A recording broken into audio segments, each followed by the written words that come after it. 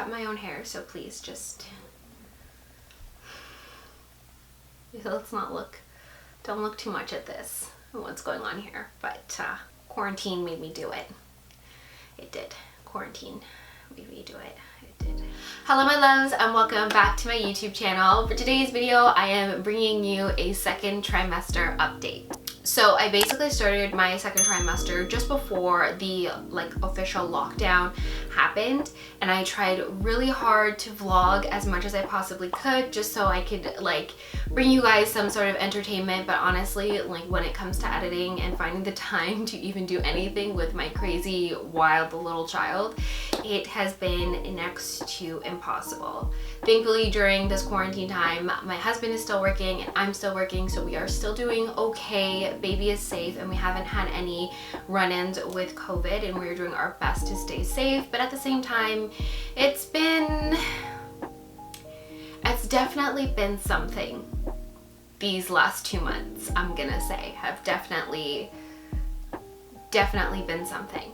So to start off, we are going to jump right into basically everything that I was supposed to share in video, but COVID kind of messed up, took over, did its own thing. So if I say so one more time, I'm going to lose my own mind. The second trimester is where you usually find out the gender of your baby. If you are interested in finding out, you do your glucose test, and your first trimester symptoms sort of taper off and you start to feel more like yourself. We are going to start off with the gender reveal. I had this whole video planned out for the gender reveal and how I really wanted to share it with you guys, and then COVID happened and all of that went just right out the window. So we ended up doing our gender reveal on social media for everybody. We obviously texted family members and let them know first before we did anything on social media, and I'm going to insert that here just in case you guys didn't see it. Can you handle this? Michelle, can you handle this? Beyonce, can you handle this? I don't think they can handle this. Surprise! It's a girl. Well, kind of, maybe. We don't really know. When we went to our ultrasound, the ultrasound tech told us that there is a 60% chance that it's a girl and there's a 40% chance that it's a boy. I will insert a picture of the ultrasound and what we saw, but with my daughter at 20 weeks, we knew 100% that it was a girl. There was it was as clear as day. But with this baby, it's just leg, and then just a flat surface. There's no third line there. This might be too much. YouTube, please don't demonetize me for this, but yeah, you can clearly tell that it's a girl. With Elisa, we knew 100% that it was a girl. You could see it clear as day. And with this baby, you can't really tell. So my husband is holding on for dear life that this baby is a boy, just because he feels outnumbered. Not that he has any problem with having another girl. He's very happy to be a girl dad.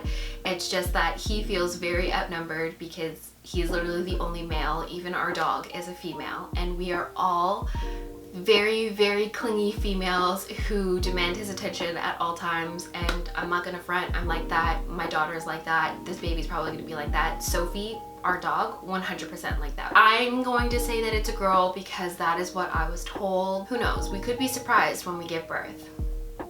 And nobody really knows. Other than that, I have been feeling okay. I did find out that my iron levels are a lot lower this time around than they were the first time around, which makes sense because this baby does not like any sort of vegetables whatsoever. I struggle to keep broccoli down. When I was pregnant with Elisa, even before pregnancy, after pregnancy, I love vegetables. I have no problem with them whatsoever. I could eat Brussels sprouts all day and have zero complaints. But for some reason, this baby is just no, we are not having any vegetables whatsoever. So I've been trying to get my iron in through protein. Going to my midwife, that is just not enough for this baby, so I do have to take an iron supplement just to kind of bring me back up. I'm not completely deficient, but I am on the borderline of being anemic, so I am now taking a gentle iron supplement. Yeah, it turns out that all of my lack of motivation and just wanting to sleep all the time has been a result of my anemia. Now that I am feeling a little bit better and I'm starting to get my appetite back, I'm starting to finally see all of my cravings. So in my first trimester update, I told you guys I wasn't really having that many cravings. I think it was just mostly because I was sick all the time. I didn't really crave any foods. I just literally wanted to throw up and sleep all the time. But now that I'm feeling better, my cravings are starting to come in and they are right back to being the exact same cravings I had with Elisa. I am craving like baked goods, I want cakes, I want cookies. I am also craving burgers a lot. I don't know what it is. I'm assuming that has something to do with my anemia, but I'm also craving burgers. As for baby position, this baby is really low. I'm just gonna say that she is really low. I can try to show you guys. The way she is positioned is she's basically like cradled in between my hips to the point where I can literally feel her kicking and pushing my hip bones. That has not been pleasant whatsoever. My biggest concern is that because she is so low and just, you know, waiting to go, I feel like I'm going to end up giving birth in my living room. I'm trying very hard not to speak that into the universe so it doesn't happen, but I feel like by the time my mother-in-law or my mother gets to my house in time to watch my toddler so that me and my husband can go to the hospital, I am probably going to already have this baby on my living room floor. That's how low she is, and that's like the feeling that I have going on right now. That's probably the one part that I'm scared of. Labor and delivery doesn't necessarily scare me as much anymore. I feel like I'm pretty prepared for that aspect, but at the same time, I'm like, I'm gonna sneeze and this baby's gonna come out. So also, I've been getting a ton of questions on Instagram what it is I've been doing differently this pregnancy, because I am a lot less swollen and a lot smaller this time around than I was with my first. Honestly guys, I haven't really been doing much. I think the only thing different between my first pregnancy and this pregnancy is the fact that I now have a toddler that I'm constantly chasing after, and I spent the first 15 weeks of this pregnancy throwing up. So I don't know if that had something to do with my lack of weight gain or lack of swelling. Like, my face doesn't feel as big as it was when I was pregnant with Elisa. My fingers, I can still fit my engagement ring on and my wedding band, so my fingers aren't as swollen, my feet aren't as swollen, I can still fit in my shoes. So I'm not really sure what's going on or what I've been doing differently. I think it's just honestly chasing a toddler around has kept me very active. Also, when I was pregnant with Elisa, I was basically just home alone all the time, so I snacked and I napped whenever I felt like it. Now that I have her, I have a specific time during the day where I can nap. She's currently napping right now, and she's probably gonna wake up in the next 2 minutes, but this would usually be my nap time. And again, when it comes to snacking, she wants whatever it is I'm eating. So even though I'm craving like chocolate and candy and cakes and all of that stuff, I know that if I eat it, I'm going to have to share it with her.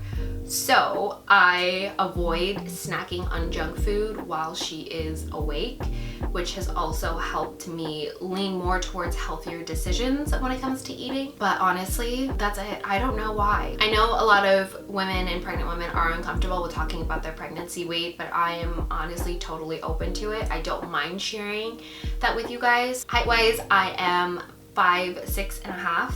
I like to tell people I'm 5'7", you know, just round up, make it easier. I like being tall, so I don't mind rounding up. I just recently turned 30, and my pre-pregnancy weight was 144 pounds, and right now I believe I'm 162. I think so. Last I checked, I was 162. Also for pregnancy, like working out, I told myself this pregnancy I was going to be super active and I was going to work out.